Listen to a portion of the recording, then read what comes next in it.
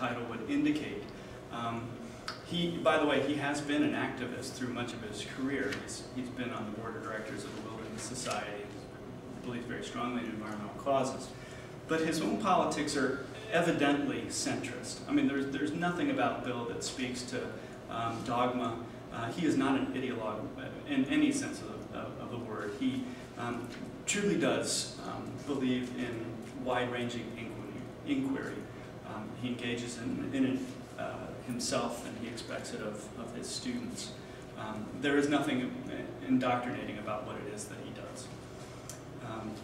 And so we begin this this struggle with Bill trying to figure out exactly what's going on here. Here we have another piece of evidence from the Republican Party in Wisconsin that strikes him as indicative of something brand new in the politics of this state that he had always thought of as being progressive, even within the Republican Party. And I think it's fair to say that he responded in a way that's indicative of his own intellectual curiosity, that he did take seriously the open records law, as did the university. And in fact, the outcome here has been that the lawyer, the attorney for the University of Wisconsin went through his emails and determined which ones should be released. There are certain emails that are not subject to open records law, and they were held back, and the rest of them were released. Released on April 1st, and this is the last entry on Bill's blog, which leads me to believe that Bill has had second thoughts about engaging the public in this way.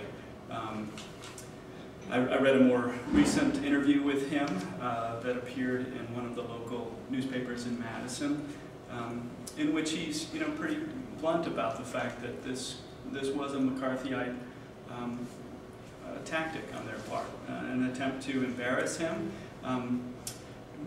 But the point of all of my context, I think, is that this is clearly an act of people who have no idea who Bill Cronin is, which strikes me as an indication of just how reckless and clumsy this request was. It came just 2 days after Bill put his blog up about ALEC, as Jana mentioned. And it was a defensive reach on their part to attempt to bloody somebody under the assumption that he was engaged in bad behavior. But anybody who knew Cronin at all would know that he wouldn't be, and clearly wasn't, because the Republican Party has had nothing to say about the emails that were released. There's really nothing to be said about them other than the fact that here is an extremely busy scholar having wide-ranging communications with lots and lots of people. By the way, just as a way of summing this up, one of the clusters of emails that was held back were those that involved his participation in the American Historical Association, of which he is now the president-elect, which also gives you a sense of his standing in the field, and also gives you a sense of how seriously the lawyer at UW took the charge of only releasing those emails that would be appropriate under the open records law. Thank you, Dave.